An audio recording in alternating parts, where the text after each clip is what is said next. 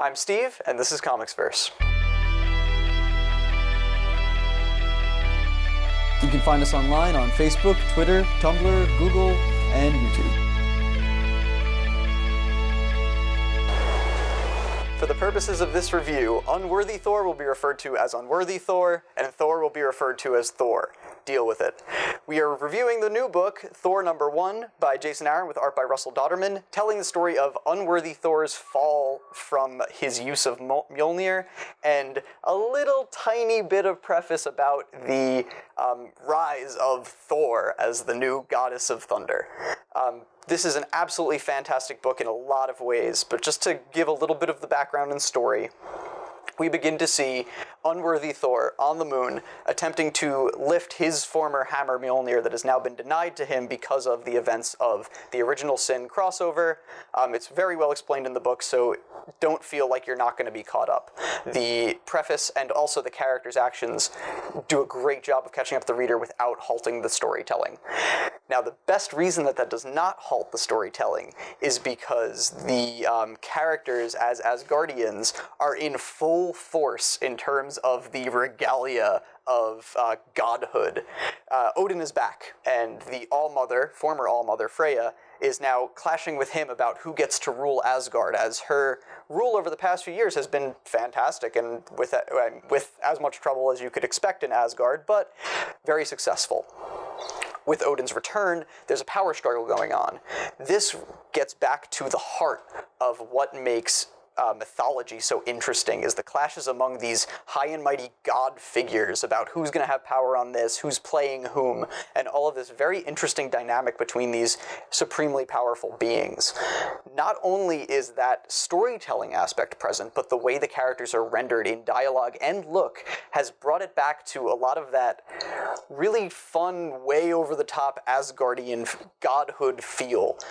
Odin is fully decked out in weird Norse space gear, and so is everybody else around that area, and they talk in grand pronouncements and all of their talk about their sorcery and their power and their godhood, and it comes back to the completely somewhat ridiculous and over-the-top goofiness, but real power and strength behind these characters that had fallen out of the Asgardian view in certain books that just tend to treat them as just, yeah, it's Asgard. We're going to make them less weird. And it's better when they're more weird, in my opinion. So going back to that, we start with Unworthy Thor attempting to lift his hammer, failing mightily, as he always fails, mightily, and everybody else there attempting to figure out exactly what the problem is, what they can do to help, amidst the real centerpiece here being the struggle between Freya and Odin about who will rule Asgard.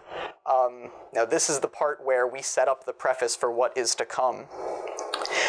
We will not know, and I'm not going to tell you, who the new Thor is. Not telling you that.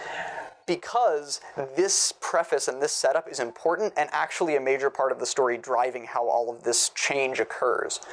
We get to see Unworthy Thor begin to just pick up whatever weapon he can and resume fighting, because he now knows he has to come to terms with the fact that he no longer has Mjolnir and all of his power. He is now a fallen god and runs in with pretty much the worst things you can run in with when you don't have that power.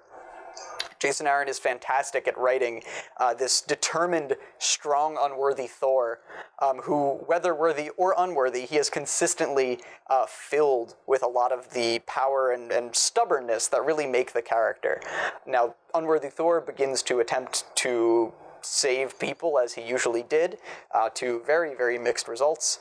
We get to see a little bit of what was foreshadowed in a lot of past Thor books about future Thor missing a very important part of his anatomy, which I will not spoil, but there's some intense stuff going on here and real consequences.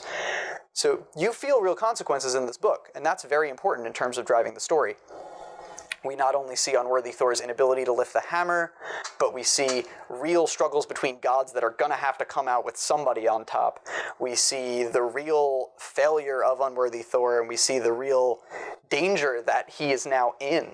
And it all ends with a beautiful, fantastic splash page of something that I am not going to reveal to you because you need to buy this book. This is a brilliant start. Jason Aaron is as great as he's ever been writing any Thor anything. And Russell Dauterman's conveyance of the action and of the failure and of the brutality and goofiness and grandeur of the gods, every little thing in here is packed full artistically and story-wise. It's a perfect 5 out of 5. Highly recommend it. Go pick it up. You gotta see where the story goes, and you have to have so much fun along the way. The book is Thor #1. Again, I'm Steve, and this is ComicsVerse.